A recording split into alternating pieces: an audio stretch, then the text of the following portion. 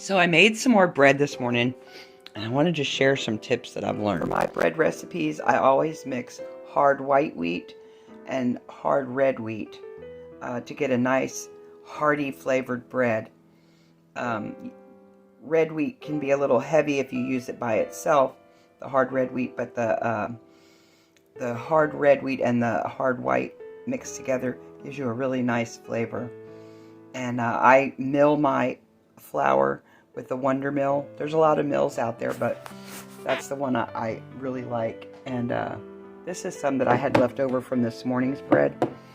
And as you can see, it's a nice, soft, fluffy flour. Works wonderful.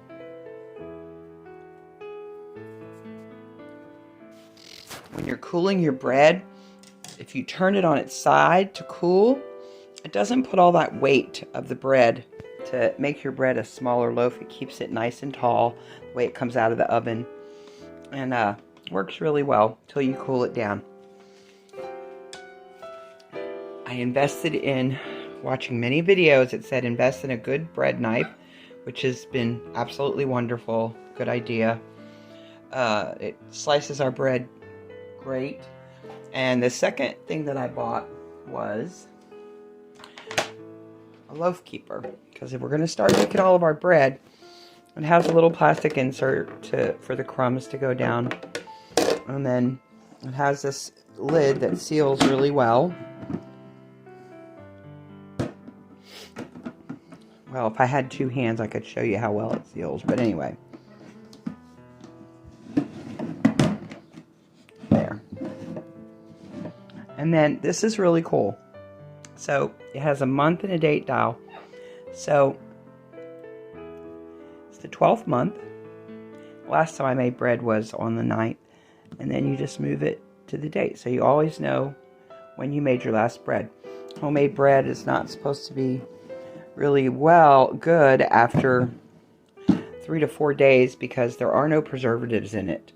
So, and we go through this bread. We eat it for breakfast. We eat some before we go to bed, and we use it for sandwiches, lunch, and maybe at dinner, whatever. But we go through about 2 loaves every 3 to 4 days. So just depending on that, it's been wonderful. I love it. It's helping with our health. And what's important to people when you get to be our age, your digestive tract works a lot better. And and another thing my husband had that we use is this digital thermometer, because just like meat, you want to put this in your bread, and when you cook your bread, the center of your bread should be somewhere around 190 for it to be perfectly done.